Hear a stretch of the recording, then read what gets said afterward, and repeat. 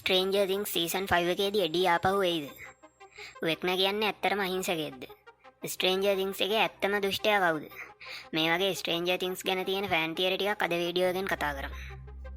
ඉතින් මම මේ වීඩියෝ එක කරද්දී ස්ට්‍රේන්ජර් තින්ග්ස් සීසන් 5 එකේ පළවෙනි එපිසෝඩ් 4 ඇවිල්ලා තියෙන්නේ. ඉතින් ඔයා මේ එපිසෝඩ් 4 බලන්න නැතුව නම් මේ වීඩියෝ එක බලන්නේ. මේකෙන් ඔයාලට මේ එපිසෝඩ් 4 ස්පොයිල් වෙන්න පුළුවන්. වෙක්නා ළමයි 12 දෙනෙක් අප්සයිඩ් ඩවුන් එකට ගෙනියන්නේ ඇයි? මේක ගැන තියෙනවා ෆෑන් තියරි එකක්.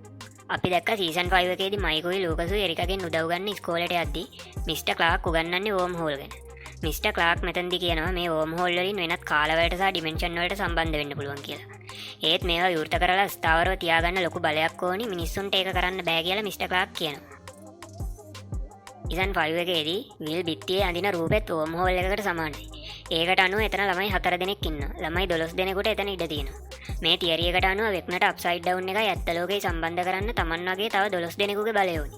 සීසන් 5 එකේදී අපි දැක්ක විල්ට වෙක්නගේ බලය තියෙනවා. මේ තියරි එකට අනුව අප්සයිඩ් ඩවුන් එකට අරන් යන ළමයි 12 දෙනාටම මේ බලය හම්බ වෙනවා. ඒ බලය පාවිච්චි කරලා තමයි වෙක්න අප්සයිඩ් ඩවුන් එකයි ඇත්ත ලෝකේ සම්බන්ධ කරන්න යන්නේ. ඊළඟ ෆෑන් තියරිය. මේ ෆෑන් තියරියෙන් කියන්නේ ඩී ආපහු එනවා කියලා. කොහොමද ඒක වෙන්නේ? ස්ට්‍රේන්ජර් තින්ග්ස් සීරීස් එක පුරාවටම අපි දකිනවා D&D. එහෙම නැත්නම් Dungeons and Dragons ගේම් එකට ලොකු තැනක් දීලා තියෙනවා. මූල සීසන් වල ඉඳන්ම අප්සයිඩ් ඩවුන් එකේ ක්‍රියේචර්ස්ලව හඳුන්වන්නේත් මේ ගේම් එකේ කැරක්ටර්ස්ලාගේ නම් වලින්. ඉතින් මේ Dungeons and Dragons ගේම් එකේ ඉන්න චරිතයක් තමයි කැස් ද ඩිස්ට්‍රෝයර් කියන්නේ. කැස් කියන්නේ වෙක්නාගේ දක්ෂම සමීපතම සෙන්පතියා. වෙක්නාගේ දකුණු අත විදියට තමයි කැස්ව හඳුන්වන්නේ. ඉතින් කැස් මැරුණාට පස්සේ වෙක්නා කැස්ව වැම්පයර් කෙනෙක් විදියට ආපහු ගෙන්නනවා.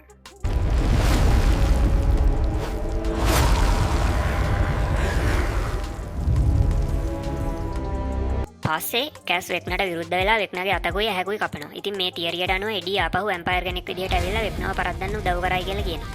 සීසන් 4 එකේදී එඩී මෙයා යන්නේ වවුලු ටිකක් පහර දීලා. ඒ වගේම එඩීගේ අතේ වවුලු රංචුවක ටැටු එකක් තියෙනවා. ඉතින් මේ දේවලුත් මේ තියරියට සාක්ෂි විදිහට ඉදිරිපත් වෙනවා. ඊළඟ ෆෑන් තියරියටත් මේ Dungeons and Dragons ගේම් එක සම්බන්ධයි.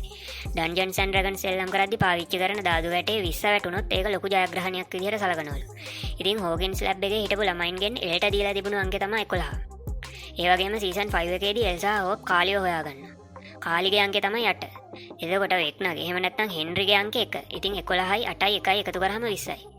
ඉතින් මේ තියරිය එකට අනුව මේ තුන් දෙනා එකතු වෙන්න ඕනි. එතෙන්දී මේ තියරිය පැති දෙකකට යනවා. පළවෙනි එක තමයි වෙක්නාගේ බලය විල්ටත් තියෙන නිසා විල්වත් එක විදිහට සලකන්න පුළුවන්. එතකොට විල් එල් සහ කාලි එකතු වෙලා වෙක්නාව පරද්දනවා. අනිත් තියරි එක තමයි වෙක්නා කියන්නේ ඇත්තම දුෂ්ටයා නෙමෙයි. මයින්ඩ් ෆ්ලේයර් තමයි ඇත්තම දුෂ්ටයා.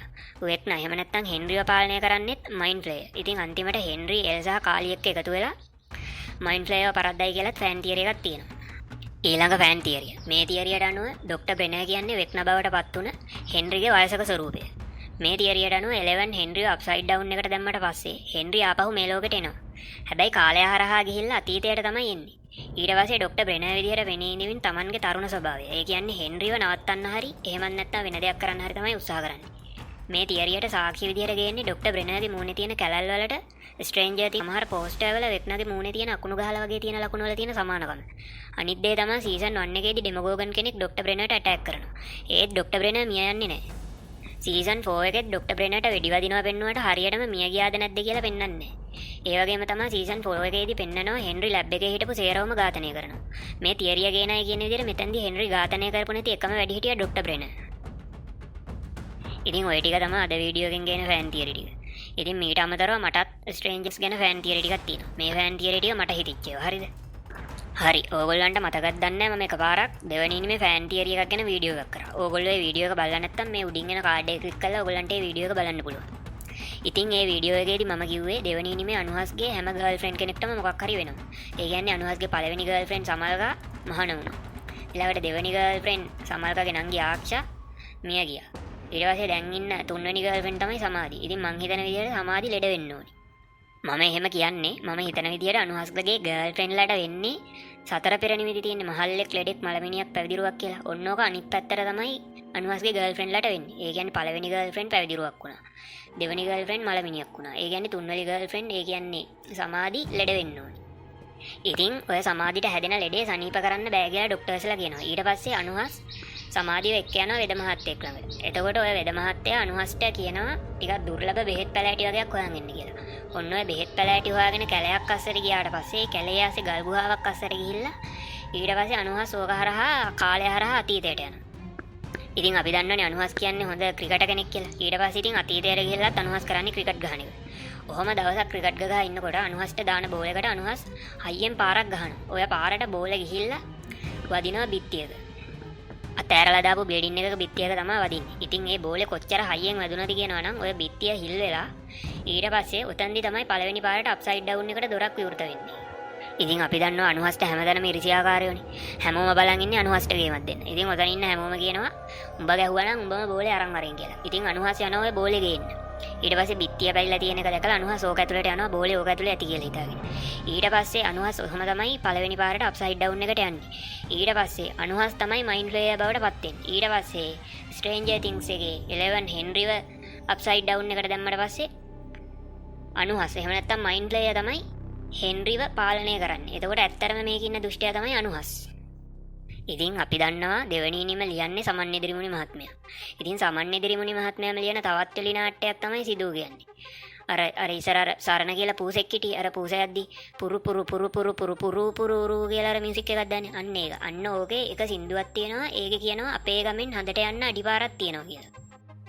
ඉතින් මං හිතන විදිහට ඔය හඳට යන අඩිපාර කියලා මෙතෙන්දී හඳුන්වන්නේ ඔය අප්සයිඩ් ඩවුන් එකට යන පාරක්. අනිත් එක තමයි ඔය කතාවේ සිදුවට තියෙනවනේ නිකන් මැජික් බලයක් වගේ එකක්. නිකන් ඒ කියන්නේ සිදුව කියන්නේත් ඔය 11 වගේ ඔය වගේ නිකන් ඔය වගේ දේවල් ගැන පරීක්ෂණ වලට ලක් කරපු ළමෙක්. ඒ කියන්නේ ඔය ස්ට්‍රේන්ජර් තින්ග්ස් එකේ තියෙන හෝකින්ස් ලැබ් එක වගේ එකක් ලංකාවෙත් තිබිලා තියෙනවා. ඉතින් අන්න ඒකේ හිටපු ළමෙක් තමයි ඔය සිදුව කියන්නේ.